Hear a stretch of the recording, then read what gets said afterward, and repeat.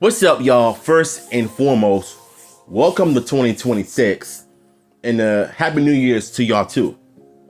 But welcome to 2026 is my new slang when I introduce a new year every year. So instead of saying Happy New Year, I'm gonna say welcome to 2026 because we're in a new era, a new year, same content, same topics.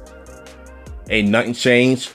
We gotta keep the ball rolling, y'all. So yeah, there's a lot of things to look forward to in 2026, especially when it comes to the reboot. Upcoming movies, TV shows, and games and whatnot. But for me, I want to start things off with the Power Rangers, aka the Disney Plus series. Last month, I've been doing some videos on confirmed news on the teens being in the younger characters, being young at 16 and 21. 2 actors with martial arts experience are up for the roles of the Rangers, and I did videos on that. We found out that the Percy Jackson and the Olympians producers and showrunners are now going to be in charge of the Power Rangers reboot. It was confirmed that we're going to be seeing the crew filming in the UK in early January of this year. But due to them filming season 3 of Percy Jackson and the Olympians, they now push back to early April as possible, which is, I think, either March or April, because that's when spring comes around. So they're going to be filming as early possible, and it makes a lot of sense. So not only that, we also found out that the comics from Boom Studios are going to be putting out issue 0 for each of the new storylines for the Power Rangers. And it's not just Mighty Morphin, but it's going to be representing all of the eras of the Rangers from their era. Disney, Neo Saban, Hasbro, and early Saban era Rangers.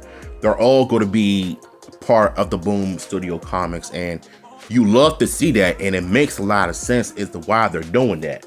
You know, they did that in 2016 with issue 0 of MEPR, with every variant covers of each of the Rangers holding their helmets, and I kind of like the idea. So if they're doing that with the newer storylines for the comics of Power Rangers, then it's a win-win for the Boom Studio comics. I never really cared for the Power Rangers Prime, even though I did like previews of the first issues on variant covers. But the story itself, the more I read it, the more I realized it's not for me. Maybe if they revamp the storylines with other Rangers in the new comics in 2026, then by all means, sign me up. But we got that confirmed also. Not only that, but we also find out about, like I said, about the cast being 16 to 21. One of them is eyeing for the role of one of the Rangers for the most part. And I have a feeling it's going to be Mighty Morphin again, but something different, which I don't have a problem with it. You know, if the story is good, if it's done right, then yeah, sign me up. So I think the Power Rangers in 2026 are going to be eating good. But last year, the Reignition line was doing so well. Kids loved it. Adults did some reviews of it. I've seen doing like displays on social media like they did with the Lightning Collection for the most part. Role-playing items, reviewing the Power Morphers, the Power Blaster, the Red Ranger biker set. I've seen reviews of that, and that one sold like crazy.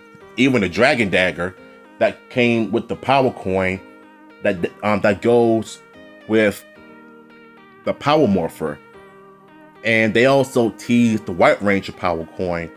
And speaking of that, season 2 of Reignition is coming out this year on YouTube, Tubi, and Netflix. And they're going to be coming out with the toys based on that alone as well.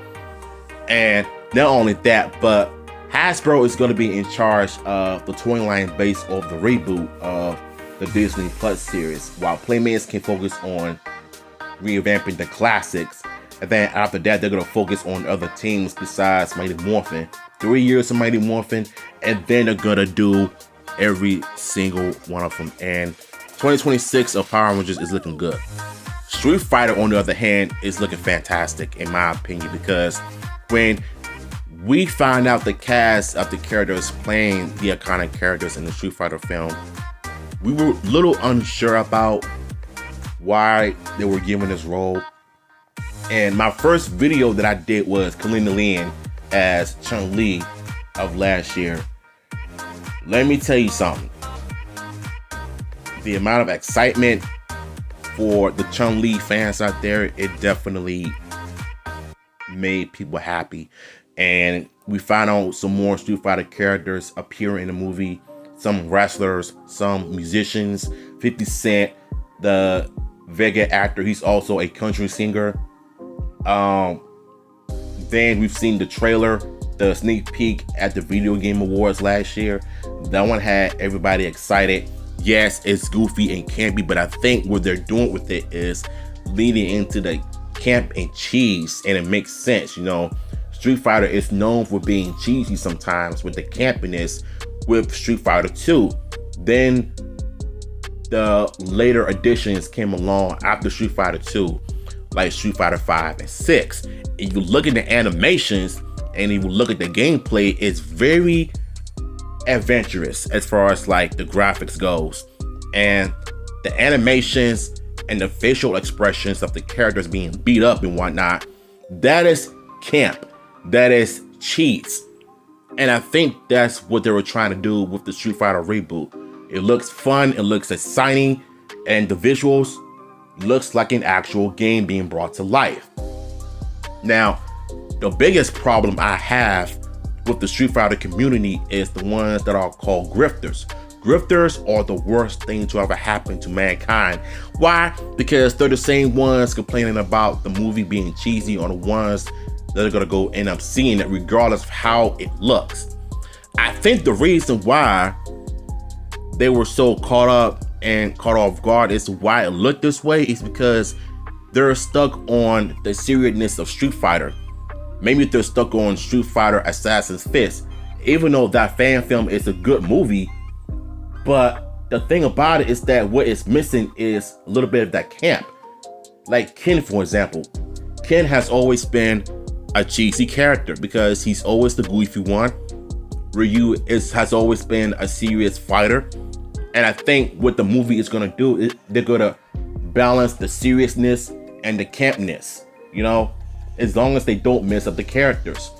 And I think what they're gonna do is make it more serious in certain moments, but later on add some camp to it. If you look at the games, you know, and I've seen so many people not liking this trailer. Why, I don't know, but I'm looking forward to this movie because I love Street Fighter. I think this might be better than the 94 version, in my opinion. Now, Avengers Doomsday, however, is the one that I'm looking forward to the most. Why? Because the X-Men are back. And for the first time in 20 plus years, we got to see the Fox's Universe X-Men in their comic accurate costumes, as they should be. Why? Because the third teaser was talking about the X-Men trailer for Avengers Doomsday of James Marsden as Cyclops wearing the comic Jim Lee costume doing the atomic blast on one of the Sentinels. And that trailer alone had everybody talking on Twitter. I did not see it. I did not want to be spoiled. I want to watch it by myself when the actual trailer that is done in HD comes out on YouTube, so we're all able to react to it together, because I want to experience seeing the Fox characters in the MCU done right.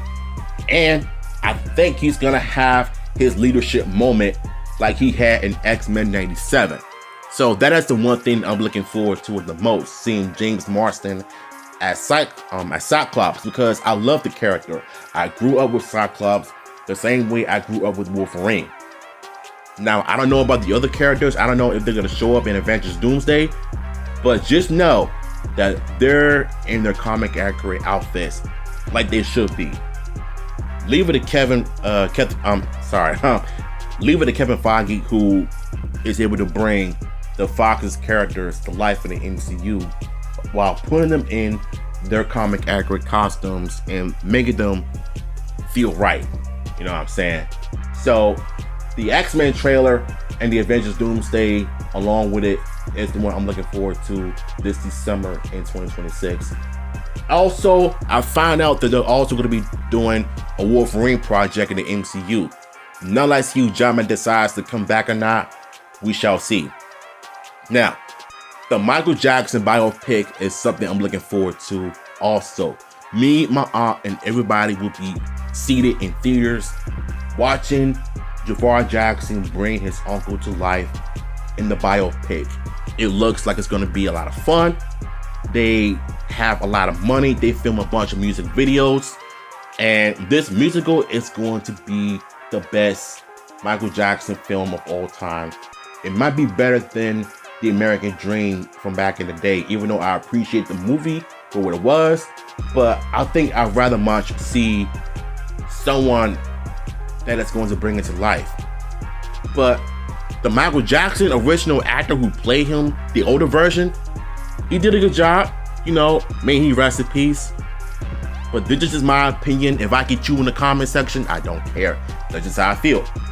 I want to see an actual Michael Jackson picture that looks like how he looked back in the day. I don't like The American Dream. We didn't get to see his brothers performing at the 25th anniversary of Motel 25. We didn't get to see him in the Bad Tour in the 90s all the way up to now. But this year, we get to witness all of it. From the skin issues, his hair being burnt, to him doing the iconic moonwalk in the Billie Jean performance, and the Bad Tour. I can only imagine the amount of people are going to be in theaters going crazy seeing Javar Jackson do his thing as Michael Jackson. From him learning the dance moves from James Brown to developing his own unique dance moves as he gets older later on in his career.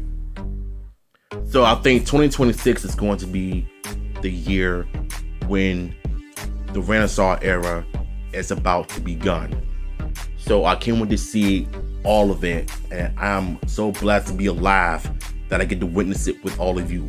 So what are your thoughts on this, man? Let me know in the comments down below. What are your top 5 movies that you're looking forward to this year? Let me know in the comments down below. I'm out.